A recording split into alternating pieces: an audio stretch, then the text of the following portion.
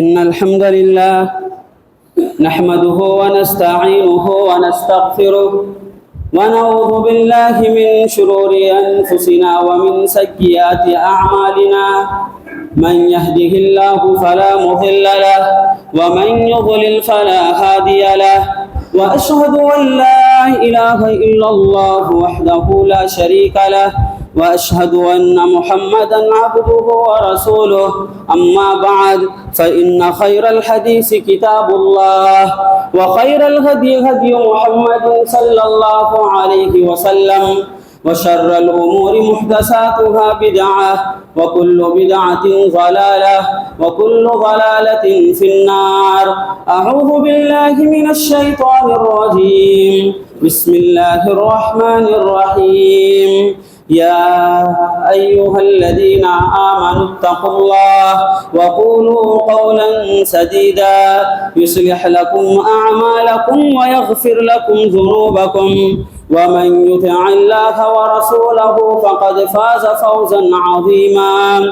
قاف القرآن المجيد بل عجبوا أن جاءهم منذر منهم فقال الكافرون هذا شيء عجيب أإذا متنا وكنا ترابا ذلك رجع بعيد قد علمنا ما تنقص الأرض منهم وعندنا كتاب حفيظ بل كذبوا بالحق لما جاءهم فهم في أمر مريج. أفلم ينظروا إلى السماء فوقهم كيف بنيناها وزيناها وما لها من فروج والأرض مددناها وألقينا فيها رواسي وأنبتنا فيها من كل زوج بهيج تبصرة وذكرى لكل عبد منيب. أعوذ بالله من الشيطان الرجيم. بسم الله الرحمن الرحيم.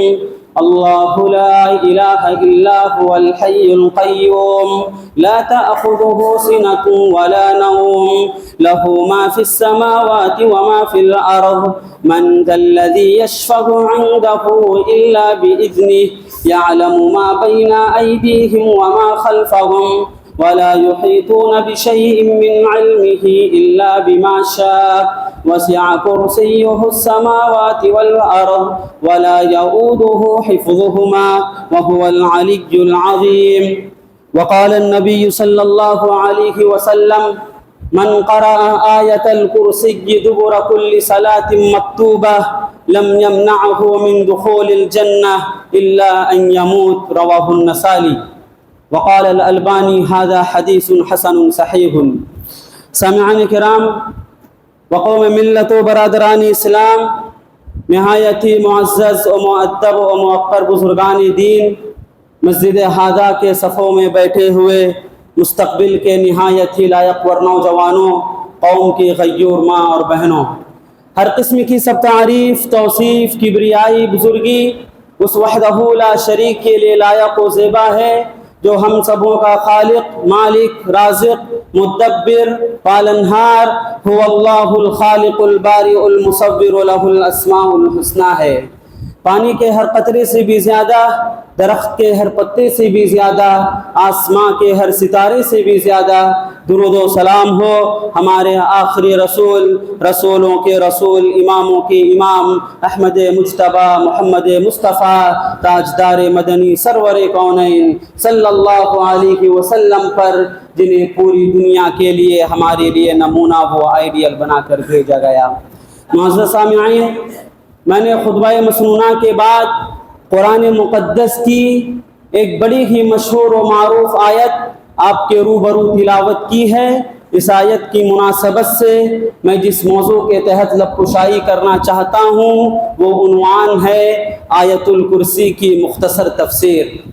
حضرات، سب سے پہلے آپ اس بات کو اپنے ذہنوں میں بٹھا لیں کہ قرآن کی ایک ایک آیت، قرآن مقدس کا ایک ایک حرف اور قرآن کی ایک ایک سورت اپنی جگہ فضیلت رکھتی ہے، مگر شریعت کا یہ اصول ہے، احادیث کا یہ قانون ہے اور پیارے نبی صلی اللہ علیہ وسلم کی زبان سے جو اللہ تبارک و تعالی نے جس صورت کی اہمیت کو اجاگر کیا وہیں پر اس صورت کی اہمیت بڑھ جاتی ہے۔ سب سے پہلے آپ یاد رکھیے اللہ تبارک و تعالی نے پورے قرآن کے سلسلے میں کہا وَكَذَلِكَ أَوْحَيْنَا إِلَيْكَ رُوحًا مِّنْ أَمْرِنَا کہ اے نبی ہم نے آپ کی طرف ایک وحی کا نزول کیا ہے۔ تمام کے تمام مفسرین نے کہا کہ وحی کا نزول کیا ہے اور اس وحی سے جو مراد ہے، وحی سے جو چیزیں بھیجی گئی وہ چیز روح ہے۔ تمام کے تمام مفسرین نے، علامہ ابن کثیر ہو، علامہ شوکانی ہو، جتنے بھی بڑے بڑے مفسرین ہیں، تمام کے تمام مفسرین نے اس آیت کو پڑھا۔ اس آیت کی تفسیر میں تمام کے تمام مفسرین نے ایک بات لکھی ہے کہ یہاں پر روح سے مراد قرآن مجید ہے۔ قرآن کی اہمیت کے لیے بس یہی ایک آیت کافی ہے کہ اللہ تبارک و تعالیٰ نے قرآن مجید کے ایک ایک حرف کو، قرآن مجید کے ایک ایک سورت کو اور قرآن مجید کے ایک ایک لفظ کو روح کہا ہے۔ اگر روح انسان کے اندر سے نکل جائے تو اس انسان کو انسان نہیں بلکہ مردہ کہا جاتا ہے۔ حضرات قرآن مقدس کے بارے میں کیا کہوں؟ قرآن میں ہوتا ہے زن اے مرد مسلمان، اللہ کرے تجھ کو عطا ہو جدت کردار۔ ایک مرتبہ کا واقعہ ہے، پیارے نبی صلی اللہ علیہ وسلم نے حضرت ابی بن کعب سے پوچھا اے صحابی رسول اتدری ما ای آیت من کتاب اللہ معک اعظم، کیا تم جانتے ہو کہ قرآن مجید کے اندر جتنی آیتیں ہیں، میں آپ کو بتا دوں پورے قرآن کے اندر 6400 سے زائد آیتیں ہیں۔ علامہ ابن کثیر رحمۃ اللہ نے لکھا ہے کہ قرآن مجید کے اندر 6400 سے زائد آیتیں ہیں، اور ابی بن کعب رضی اللہ عنہ سے اللہ کے نبی نے سوال پوچھا اے ابی بن کعب ذرا بتلاؤ کہ قرآن مقدس کی سب سے عظیم آیت کون سی ہے؟ اللہ اکبر! سوال بڑا ٹف ہے۔ انسان کے پاس ایک سوال ہو اور آپشن میں اگر 3-4 جوابات ہو تو انسان حیران و پریشان ہو جاتا ہے۔ ابی بن کعب سے اللہ کے نبی نے پوچھا ابی بن کعب قرآن کی سب سے عظیم آیت کون سی ہے؟ ذرا دیر ابی بن کعب خاموش رہے۔ اس کے بعد حضرت ابی بن کعب نے کہا کہ اللہ کے نبی قرآن کی سب سے عظیم آیت، قرآن کی سب سے مقدس آیت میں سمجھتا ہوں وہ سورۃ البقرہ کی آیت ہے جسے ہم اور آپ آیت الکرسی کے نام سے جانتے گئے۔ واللہ اللہ کے نبی کو اتنی خوشی محسوس ہوئی، اتنی خوشی محسوس ہوئی فضرب فی صدری، ابی بن کعب کہتے ہیں کہ اللہ کے نبی نے میری تعریف کی، میرے سینے کو تھپ تھپایا۔ اور میں آپ کو بتاؤں اللہ اکبر، صحابہ کی تعداد بے شمار ہے، کوئی انسان اس بات کا اندازہ نہیں لگا سکتا ہے کہ کل صحابہ کتنے گزرے گئے، مگر ابی بن کعب خوش نصیب صحابی رسول میں سے گئے۔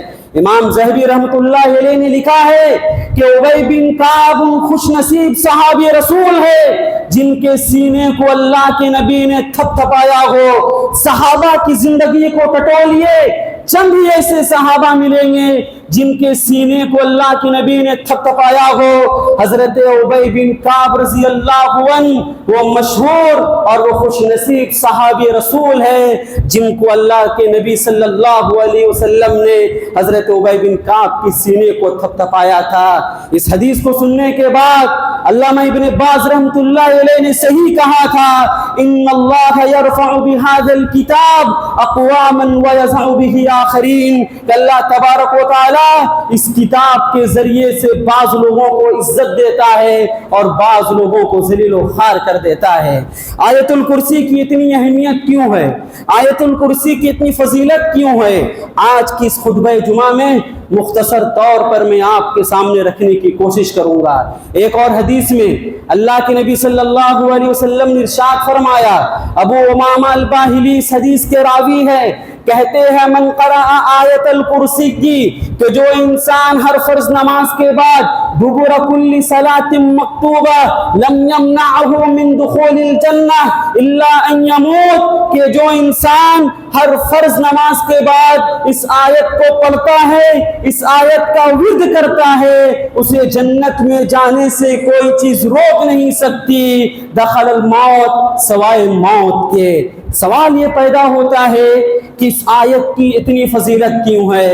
سبحان اللہ۔ علامہ ابن کثیر رحمۃ اللہ علیہ نے لکھا ہے کہ اس آیت کی اس فضیلت اتنی اس لیے ہے، ایک تو اللہ کے نبی نے اس آیت کی فضیلت کو اجاگر کیا ہے، پھر اس کے بعد علامہ ابن کثیر کہتے ہیں میں سمجھتا ہوں کہ یہ قرآن کی اس سورت کی آیت ہے جس سورت کے بارے میں اللہ کے نبی نے فرمایا تھا کہ جس گھر میں سورہ بقرہ کی تلاوت ہوتی ہے اس گھر سے شیاطین کا خاتمہ ہو جاتا ہے۔ ایک حدیث میں اللہ کے نبی نے فرمایا تم اپنے گھروں کو قبرستان نہ بناؤ، تم اپنے گھروں کو مردہ خانہ نہ بناؤ، جس گھر میں سورہ بقرہ کی تلاوت کی جاتی ہے اس گھر سے شیاطین کا خاتمہ ہو جاتا ہے۔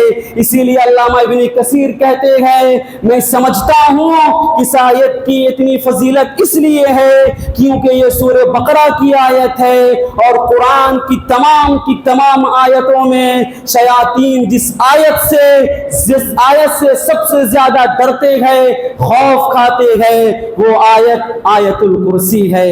آئیے ہم اس کے معنی و مفاہیم پر ذرا غور کرتے ہیں، اور بڑی تعجب کی بات ہے، آپ کو حیرت ہوگی کہ آیت الکرسی کے اندر شیاطین لفظ کا شین بھی نہیں ہے، لیکن قرآن کی اس آیت سے واللہ شیطان جس قدر بھاگتے ہیں، شیاطین جس قدر خوف کھاتے ہیں، شیاطین جس قدر ڈرتے ہیں، قرآن کی کسی اور سورت سے شیاطین اس قدر خوف نہیں کھاتے۔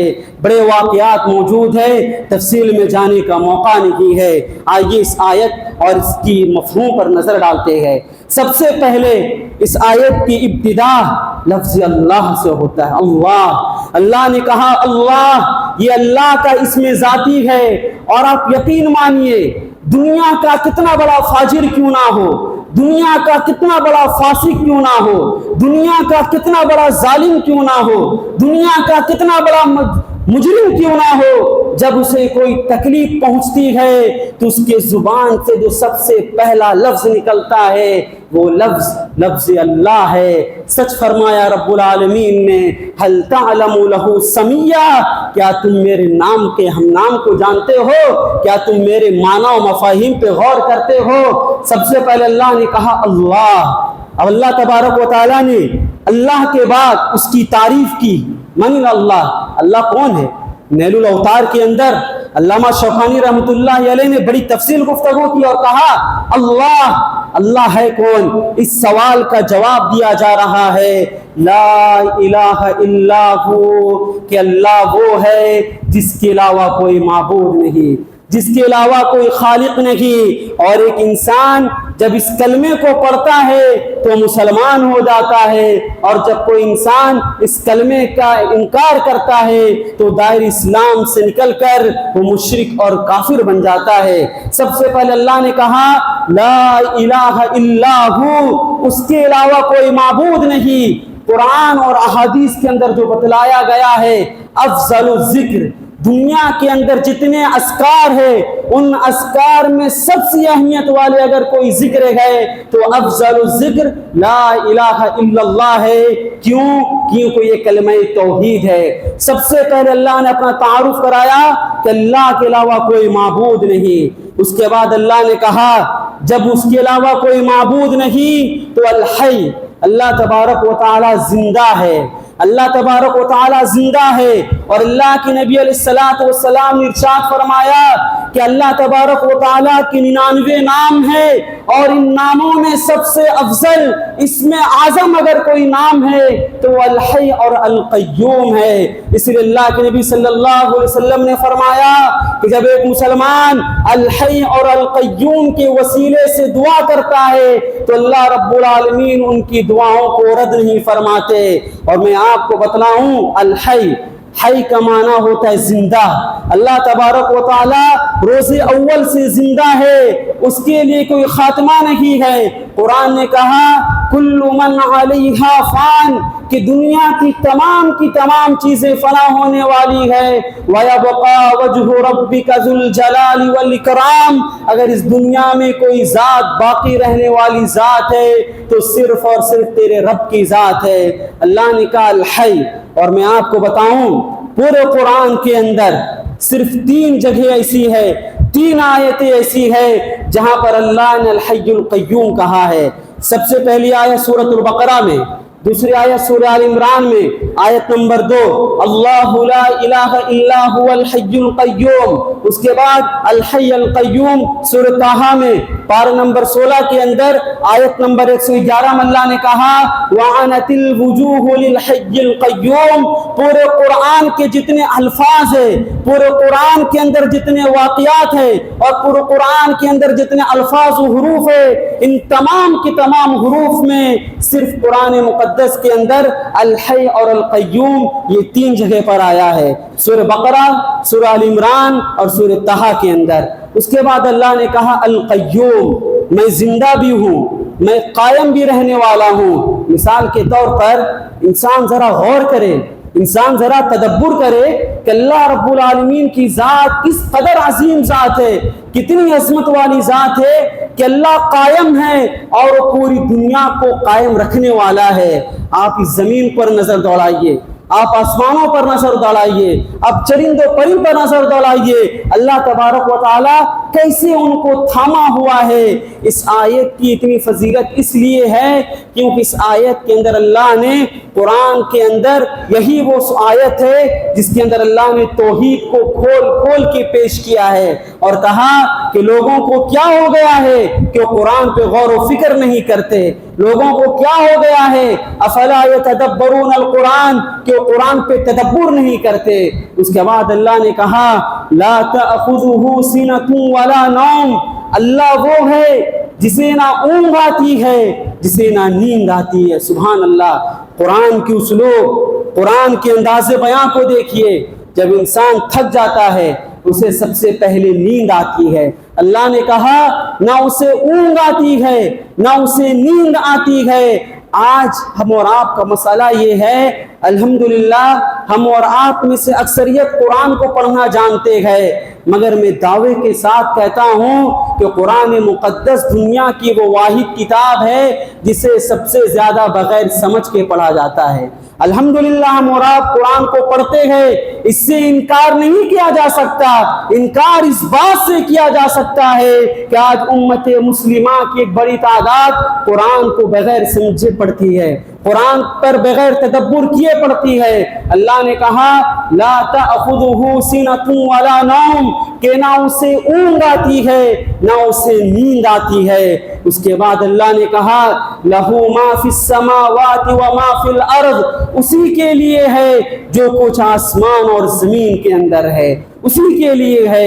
یہ تمام کے تمام خزانے، یہ تمام کے تمام خزانے جو کچھ ہے آسمان میں ہو زمین کے اندر ہو، یہ تمام کے تمام خزانے صرف اور صرف اللہ رب العالمین کے لیے ہے۔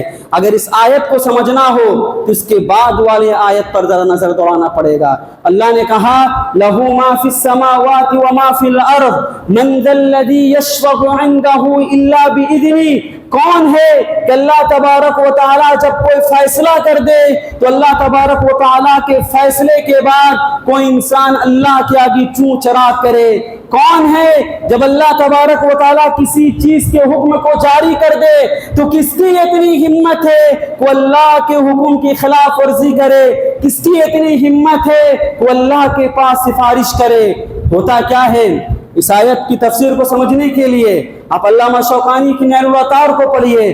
علامہ شوکانی رحمۃ اللہ علیہ نے ایک مثال دے کر سمجھائی ہے، کہتے ہیں کہ ایک حاکم ہو، ایک وکیل ہو، جب وہ کسی چیز کا فیصلہ کرتا ہے اور یہ فیصلہ جاری کر دیتا ہے کہ فلاں بن فلاں کو کل اسی وقت سزائے موت دی جائے گی، اسے قید خانے کے اندر ڈال دیا جائے گا، اس مجرم کے گھر والے آتے ہیں، اس حاکم پہ دباؤ ڈالتے ہیں، اس حاکم اور اس وکیل پہ دباؤ ڈالتے ہیں کہ تم اپنا فیصلہ واپس لے لو، مگر اللہ کی ذات ایک ایسی ذات ہے، اللہ جب کسی چیز کا فیصلہ کر دے من ذا الذی، من قرآن کا قاعدہ ہے من، نکرہ کے ساتھ استعمال کیا گیا ہے۔ کس کی اتنی ہمت ہے کہ اللہ تبارک و تعالیٰ جب کسی چیز کا فیصلہ کر دے تو اس کے فیصلے کے بعد کس کی اتنی جرأت ہے تو چون چراغ کرے۔ اس کے بعد اللہ نے کہا الا بما شاء، ہاں اللہ کے پاس کچھ ایسے لوگ ہیں جو سفارش کر سکتے ہیں۔ کون کر سکتے ہیں یہ سفارش؟ صدیقین کر سکتے ہیں، شہداء کر سکتے ہیں، انبیاء کر سکتے ہیں۔ اگر الا بما شاء کی تفسیر کو سمجھنی ہے تو بخاری شریف کی کتاب التفسیر پہ نظر ڈالیے۔ جب کل حشر کی عدالت ہوگی، رب العالمین کا دربار ہوگا، بڑے سے بڑے انبیاء اکرام اللہ کے پاس آئیں گے اور کہیں گے اے اللہ میری امت کو بخش دے، اے اللہ میری امت کو بخش دے۔ پھر تمام کے تمام انبیاء اللہ کے نبی کے پاس پہنچیں گے اور اللہ کے نبی صلی اللہ علیہ وسلم اپنی امت کے لیے اور بہت سارے لوگوں کے لیے سفارش کریں گے۔ اور اس وقت اللہ تبارک و تعالی اللہ کے نبی کو کچھ چنندہ الفاظ سکھائیں گے، کچھ دعا اور اذکار سکھائیں گے، اور ان دعا و اذکار کا ذکر کر کے اللہ کے نبی صلی اللہ علیہ وسلم اپنی امتیوں کی سفارش کریں گے۔ اس کے بعد اللہ نے کہا یعلم ما بین ایدیہم وما خلفہم، اللہ جانتا ہے جو کچھ تمہارے پاسٹ میں ہوا ہے اور جو کچھ تمہارے ساتھ آنے والا ہے۔ اللہ کے پاس تمام کی تمام طرح کا علم ہے۔ اللہ نے کہا یعلم ما بین ایدیہم، تمہارے زندگی میں جو گزر چکا ہے اللہ اس کو بھی جانتا ہے اور جو آنے والا ہے اس کو بھی جانتا ہے۔ اس آیت کو سمجھنا ہو تو بخاری کی اس روایت کو دیکھیے کہ اللہ کس قدر علیم ہے، اللہ کے پاس کتنا علم ہے۔ اللہ کے نبی علیہ الصلوۃ والسلام نے ارشاد فرمایا کہ زمین اور آسمان کے پیدا کرنے سے 50,000 سال پہلے اللہ نے قلم کو پیدا کیا اور قلم کو حکم دیا کہ تم تمام کے تمام لوگوں کی تقدیریں لکھو۔ چنانچہ زمین اور آسمان کے بننے سے 50,000 سال پہلے اللہ نے قلم کو حکم دیا اور قلم نے ہم سب کی تقدیریں لکھ دی ہے۔ آپ اندازہ لگاؤ کہ اللہ کے پاس کتنا علم ہے، اللہ کے پاس کتنا علم ہے۔ ایک اور حدیث میں اللہ کے نبی نے فرمایا کہ ایک بڑا سا سمندر ہو، ایک چڑیا آتی ہے اور وہ چڑیا اگر اس پانی پہ چونچ ڈالے تو اس کی چونچ میں جتنی پانی آئے گی بنو آدم سے لے کر قیامت کی صبح تک تمام کے تمام لوگوں کو جو علم دیا جائے وہ علم اتنا ہی ہے جتنا کہ اس پرندے کی چونچ میں پانی آئی ہے۔ سبحان اللہ، یہ ہے اللہ کا علم، اور یہی وجہ ہے کہ اس آیت کی اتنی فضیلت آئی ہے، اور یہی وجہ ہے کہ اس آیت سے شیاطین اس قدر گھبراتے ہیں۔ اللہ کے پاس تمام کے تمام چیزوں کا علم ہے، یہاں تک اللہ نے کہا انہ علیم بذات الصدور۔ بذات الصدور قرآن کو پڑھیے کہ اللہ تمہارے دلوں میں پنپنے والی چیزوں کو بھی جانتا ہے۔ اور آپ کو بتاؤں، ایک باریکی نقطہ بتاتا ہوں کہ ہمارے جو اعمال کا فیصلہ ہوتا ہے اللہ تبارک و تعالیٰ وہ اسی دل کے بنیاد پہ کرتا ہے، اسی علم کی بنیاد پہ کرتا ہے۔ دلیل کیا ہے؟ اس آیت کی تفسیر کو سمجھنے کے لیے تفسیر القرآن الی قرآن ہمیں دوسری آیت کی طرف دیکھنا پڑے گا۔ کیا آپ نے باغ والوں کا قصہ نہیں سنا؟ وہ باغ والے جس کے بارے میں اللہ نے سورۃ القلم ارشاد فرمایا، ایک انسان تھا جو بڑا دیندار تھا، جو بڑا صدقہ و خیرات کیا کرتا تھا۔ جب اس کا انتقال ہو گیا، جب بچوں کی باری آئی، بچوں نے کہا پانی شراب ہم کرے، کھیتی میں مزدوری ہم کرے، اور یہ کیا بات ہوئی بھائی کہ غلہ ہم تقسیم کرے۔ چنانچہ تینوں بھائیوں نے یہ مشورہ کیا کہ ہم رات کو چپکے چپکے کھیت میں پہنچیں گے۔ وغدوا علی حرد قادرین فانطلقوا وهم يتخافتون۔ وہ آہستہ آہستہ جب رات میں نکلتے ہیں، ابھی کھیت پہ نہیں پہنچے ہیں، ذرا غور کیجئے، اللہ تبارک و تعالیٰ نے ان کے کھیت میں پہنچنے سے پہلے ہی ان کے کھیت کو برباد کر دیا، ان کے پھل و پھول کو برباد کر دیا۔ کیوں؟ کیونکہ ہمارا اعمال کا فیصلہ اللہ کے علم سے ہوتا ہے، اور ہمارے اعمال کا فیصلہ ہماری نیتوں سے ہوتا ہے۔ یہی وجہ ہے نا بھائی، اللہ کے نبی نے فرمایا کہ ایک انسان اگر 1 روپیہ صدقہ کرتا ہے اور اس کا مقصد یہ ہو کہ صدقے کی بنیاد پر میں اللہ کو خوش کر لوں گا۔ ترمذی کی روایت ہے اللہ کے یہاں وہ ایک کھجور اور 1 روپیہ قابل قبول ہے ان لوگوں کے مقابلے میں جن کے صدقہ و خیرات تو بہت ہو مگر ان کے دلوں میں ریاکاری ہو، ان کے دلوں میں دکھاوا ہو۔ ایسے لوگوں کے مقابلے میں اگر کوئی انسان 1 روپیہ صدقہ کرتا ہے تو صدقہ اللہ کے نزدیک قابل قبول ہے۔ کیوں؟ کیونکہ اللہ اپنے علم سے ہمارا فیصلہ کرتا ہے، اللہ ہماری نیت کی بنیاد پر ہمارا فیصلہ کرتا ہے۔ اس کے بعد اللہ نے کہا یعلم ما بین ایدیہم وما خلفہم ولا یحیطون بشیء من علمہ الا بما شاء، اور تم اللہ تبارک و تعالیٰ کے علم کا اندازہ بھی نہیں لگا سکتے۔ اللہ تبارک و تعالیٰ کے علم کا اندازہ بھی ہم اور آپ نہیں لگا سکتے گئے۔ لیکن افسوس کچھ ایسے مفسرین گزرے گئے، نام نہیں لوں گا، جنہوں نے بڑی تعویلات کی، جنہوں نے جہاں صحابہ پر گستاخیاں کی وہاں پر انہوں نے اللہ کی بڑی ناقدری کی اور انہوں نے اللہ کے علم کا اندازہ لگایا۔ بعض ایسے مفسرین گزرے گئے، مگر یاد رکھو اللہ نے کہا کہ تم اللہ کے علم کا اندازہ لگا بھی نہیں سکتے، اور وہ ظالم ہے، وہ مجرم ہے جو اللہ تبارک و تعالیٰ کے علم کا اندازہ لگاتا ہے اور اللہ کو اپنے علم سے تشبیہ دیتا ہے۔ ایسا انسان بدکار ہے، گناہگار ہے، ظالم ہے، مجرم ہے۔ کیوں؟ کیونکہ وہ اپنے علم کو اللہ کے علم سے تشبیہ دیتا ہے یا پھر اللہ کے علم کو اپنے علم سے لا کر جوڑ دیتا ہے۔ ایسا انسان گناہگار ہے اور ایسے لوگوں کو توبہ کرنا چاہیے۔ ہم اور آپ اللہ کے علم کا اندازہ بھی نہیں لگا سکتے۔ قرآن میں اللہ نے کہا وَمَا أُوتِيتُم مِّنَ الْعِلْمِ إِلَّا قَلِيلًا، کہ بنو آدم سے لے کر قیامت کی صبح تک تمام کے تمام لوگوں کے پاس جتنا علم ہے وہ علم الا قلیلا، بہت تھوڑا علم ہے۔ اس کے بعد اللہ نے کہا وسع کرسیہ السماوات والارض، اللہ کی جو کرسی ہے، کسی نے کرسی کا ترجمہ علم سے کیا، کسی نے کرسی کا ترجمہ بے شمار چیزوں سے کیا، مگر جو راجح بات ہے وہ بات یہی ہے کہ قرآن میں کرسی کا لفظ آیا ہے، اس لیے ہم یہاں پر کرسی کا ہی ترجمہ کریں گے کہ اللہ کی جو کرسی ہے وہ تمام کے تمام زمین اور آسمان کو گھیرے ہوئی ہے۔ مختصر بتا دوں اللہ تبارک و تعالیٰ عرش پر ہے، کیسے ہے ہم اور آپ اس کا اندازہ نہیں لگا سکتے ہیں، کیفیت مجہول ہے۔ معلوم ہے الرحمن علی العرش استوى کہ ہمارا جو خالق ہے، ہمارا جو مالک ہے وہ عرش پر مستوی ہے۔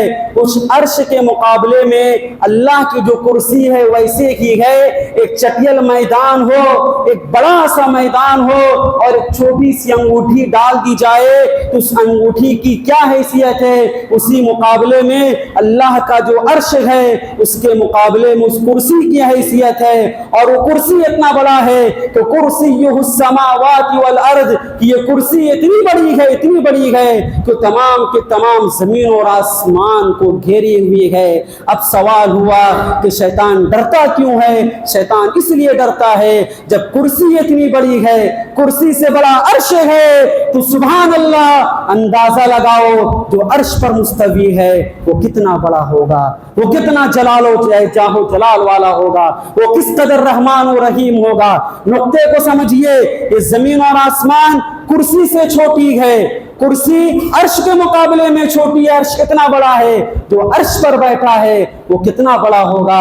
اس کے بعد اللہ نے کہا وَلَا يَؤُودُهُ حِفْظُهُمَا، وہ زمین اور آسمان کی نگرانی کر رہا ہے، وہ ہر آن ہر لمحہ زندگی کے ہر شعبے میں کیڑے ہو یا مکوڑوں، پرندے ہو یا پرندوں، ہر تمام کی ہر لمحہ ہر آن ہر وقت ان تمام کی نگرانی کر رہا ہے۔ قرآن کہتا ہے ان کی نگرانی سے رب العالمین کبھی تھکتا نہیں ہے، کبھی تھکتا نہیں ہے۔ اس لیے سلف صالحین کے بارے میں آتا ہے کہ جب وہ دعا کے لیے ہاتھ اٹھاتے تھے اس آیت کا ورد کرتے اور اتنا روتے جب پوچھا جاتا کیوں رو رہے ہو تو کہتے جب نگہبان تھکتا نہیں ہے تو مجھے دیتے دیتے وہ کیسے تھک سکتا ہے۔ علامہ ابن باز رحمۃ اللہ علیہ رات کی تاریکیوں میں روتے تھے، پوچھنے والے جب پوچھتے تو کہتے کہ میں اندھا ہوں لیکن جو مجھے نوازتا ہے وہ ہر عیب سے پاک ہے، وہ قدوس ہے، وہ پاک و صاف ہے، اس لیے میں اللہ کے آگے روتا ہوں کیونکہ وہ کبھی تھکتا نہیں ہے۔ پھر اس آیت کا اختتام ہوتا ہے وَهُوَ الْعَلِيُّ الْعَظِيمُ، کہ وہ سب سے بلند ہے۔ شیطان کیوں ڈرتا ہے؟ علی عربی زبان میں کہتے ہیں الَّذِي يَعْلُو وَلَا يُعْلَى عَلَيْهِ، نہ اس سے بڑا کوئی ہے نہ ہو سکتا ہے، نہ اس سے بڑا کوئی تھا نہ ہے اور نہ ہو سکتا ہے، اس کے لیے علی کہا جاتا ہے۔ اور اس آیت کے اختتام میں اللہ نے کہا وَهُوَ الْعَلِيُّ الْعَظِيمُ، کہ وہ سب سے بڑا ہے اور عظیم بھی ہے، عظمت والا بھی ہے۔ بس آخر میں اللہ رب العالمین سے دعا کرتے گئے کہ اللہ رب العالمین ہمیں قرآن پہ تدبر کرنے کی توفیق دے، قرآن کو سمجھنے کی توفیق دے۔ میں سمجھتا ہوں کہ یہ سورت اکثر لوگوں کو یاد ہوگی مگر اس کا معنی و مفاہیم چند ہی لوگوں کو یاد ہوگا۔